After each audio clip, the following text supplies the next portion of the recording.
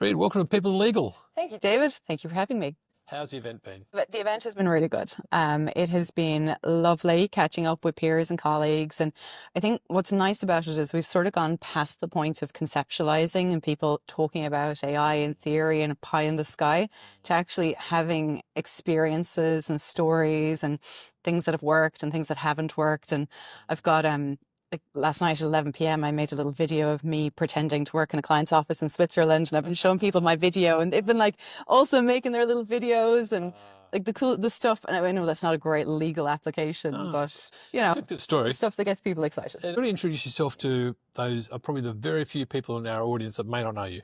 I am Bríd Heffernan. I am a director in 𝗹𝗵, so a law company or an alternative legal services provider. So I've worked in the legal tech space for the past about 12, 13 years.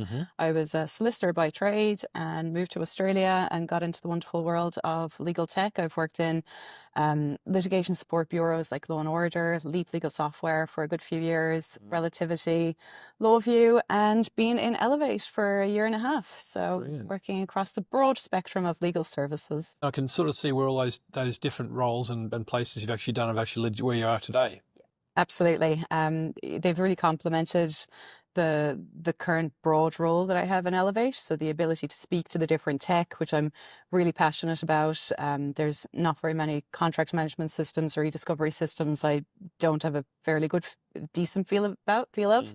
So they've all really sort of given me a good grounding to have really educated conversations with people. And we were talking about, I mean, the conference is about AI, but we're also talking about the fact that there's been a lot of content that's not about AI in particular. Yeah, absolutely. There's been a lot of discussion in this conference, I think, about mindset and getting people ready to come on the AI journey with you. There is no doubt that AI is happening and the technology is evolving. So trying to get buy-in and being the leader who brings people willingly, so the carrot rather than the stick. Lots of chat about that from a psychological perspective and why people don't like change. So people aren't afraid of change. People are afraid of loss, and talking about what that loss is. And even if they don't think it themselves, knowing that there probably is something in there.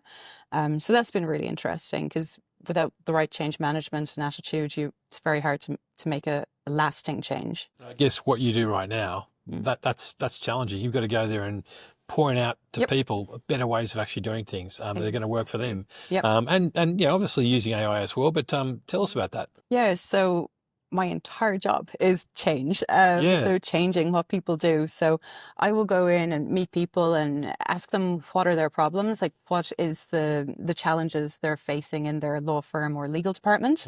We try and tease out, you know, what is time consuming or what is not profit generating or what is, you know, costing the business or making people not happy going to work every day, and discuss whether we can support, whether we can take that out. So as a law company, we try and get people to break down what they're doing. So we are not a law firm, we're a law company. So we're providing legal services and legal tech to help people provide legal advice in the law firms or legal departments. So if you can break down legal practice into legal advice versus the work you have to do, to do it all, that's what we want to do. We want to do the busy work. So the volume stuff, the admin, the busy sort of in the weeds sort of work, so that our lawyers can do their work. So that can be things like better technology or just different technology. You might need a consultant to go in and do some diagnosis or support of the change management journey or figure out what is your strategy or what is your mission or whatever it might be. You may actually need a tech tool. You may need e-discovery or a part of a process to be outsourced.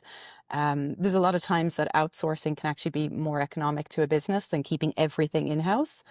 So trying to figure out what is it that we should take out of a person's day and the best way of replacing it, whether it's us or recommending it go somewhere else. So it's a combination of actually tech and services. Yeah, absolutely. We say expert-led, software-powered is the tagline in 𝗹𝗵.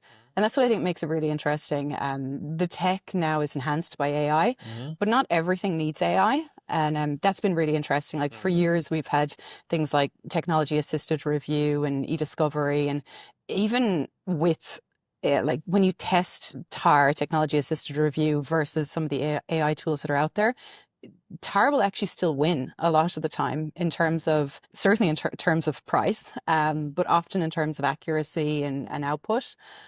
So while AI is definitely the hot topic, AI means a whole group of technologies coming together. It's not just LLMs, which is something I think people get confused about a lot. Do you think people actually throw AI they might have a problem in say for example, a legal department, or it might be a law firm. They just throw AI, I think it's just going to be a fix-all, whereas they might be better off actually going and doing I guess, stepping back, looking at the whole situation, the people, the processes and everything else, and then figure out where to strategically place AI? Absolutely. We see this a lot, and everyone is sort of falling into this trap. So last week we had a law firm come to us and say, please use AI to run the cie-discovery, tell me what it's going to cost. And then we dug into that a bit more, and it was because the corporate client had gone to the law firm and said, you need to do AI on this, not human-led e-discovery. So they were like, okay, that is the mandate, AI. So they passed that along to us. But when you actually break down what they needed, the AI wasn't going to be cost effective for what they wanted. An offshore team and technology assisted review, which is machine learning, would actually have been more, would have been better for the situation. So absolutely figure out where you need your AI, figure out your problem, and then we work with the tech, which may or may not be AI, but your problem, your process, and then your technology to try and fix it. So I guess if a firm or a department wants to throw some money at AI, getting you guys in to actually look at it and understand what's there is a decent option. Yeah, absolutely. And there's sometimes that your existing tech stack will make it really easy to just add on another feature, or they may have something, or if you're big in Microsoft, Copilot may do what you needed to do, or if you have Amazon Web Services, there's a lot of LLMs that you can leverage through AWS, which a lot of people don't even realize because they don't bang on about it as much as we talk about Copilot and things sometimes. So absolutely, we may be able to work with what you have now, or go and recommend something else from the market. And there is a lot of value in events like this where people are sharing their experience of what they've done. The number one thing lawyers like, I think, and will be led by is trust.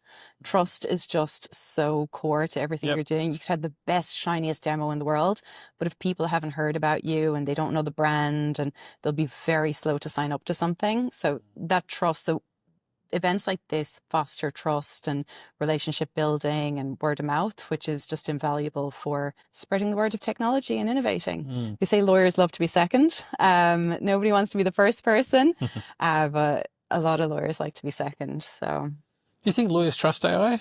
Ish. And it is hard. There are a lot of things that I think people know they shouldn't be doing inherently. There is a lot of process work and legal, and people are probably afraid that they're going to have a lot of the work they do every day taken off of them. And like, the stats are there. I mean, the Big Four hiring is down since 2022. I think it's down 20% year on year. Wow. In the Big Four, because, I mean, a mix of things, but AI is probably attributing to a part of that, because a lot of the process work is being taken away. Yes, there's probably other reasons contributing to it as well. But yesterday, the announcement we saw in the AFR that CBA have let go of their whole call center. But it's still not going to fully replace lawyers. The legal work still has to be done, and there has to be a person who's going to make strategic decisions and give the actual legal advice, but it will inevitably reduce the amount of manual sort of work that people are doing. Lawyers are afraid of loss, I think, more than change. Afraid that they'll lose their job and that there won't be grad positions and things like that. But also, I think, excitement. There's a lot of excitement out there, because inherently people do know that they've been doing stuff they probably shouldn't have been doing. So there's a lot of opportunity. I mean, what are those opportunities? So if you're actually a young lawyer who's going into practice, or into corporate land, that sort of stuff, I mean, what's the opportunities for them with AI? So, yeah, I know it's interesting. I do think that the jobs, like, it's funny, people keep asking us, is e-discovery going to disappear? And sort of document review, the labor intensive stuff, going to disappear? And not exactly. We will need people to roll out the AI and manage the AI. So there's a lot more technical jobs than we've ever seen before. 𝗹𝗶 who does legal resourcing in Elevate, they're really busy suddenly with e-discovery roles, because there is such an influx of people doing upgrades on systems and implementing new systems. So there's a lot more legal tech roles, I think, than we've seen before, which are great jobs. I can vouch for that. Also, I mean, the sort of roles that I think are going to disappear were probably not the kind of thing lawyers wanted to be doing anyway. So I'm probably not too worried about that. But I mean, invariably, the lower levels or e-discovery stuff will reduce. It will change. And from this conference, I guess, what's the one takeaway you hope that, or you're going to take away and you hope that other people might take away from the conference? It's probably actually more about the women who are in this network than the AI. The AI stuff has been very cool, but I don't think I realized how good some of the women out there were. And you probably get a lot of very male voices at events, and there's more, men tend to be more confident in asserting how much they know and selling themselves better. But the women who've been on the panel today, they weren't token presenters because they needed a stack of women. They're really good. They're really good smart cookies with things that they've done themselves. So they've spoken in some of the sessions about building this community, building this network, adding to women in technology and women in legal technology and things like that. So I think I was probably guilty of dismissing the whole women movement a bit. I've never really been a huge, and while I would call myself a feminist, I don't think I've really been into the women in sort of groups before. But today I've been like, I need to brush shoulders with these guys more. They're a really smart bunch. Yeah, impressive people. They're very impressive. Really impressive. Thank you so much for your time today and insights. I'm so happy to see you. You too. Thank you for having me.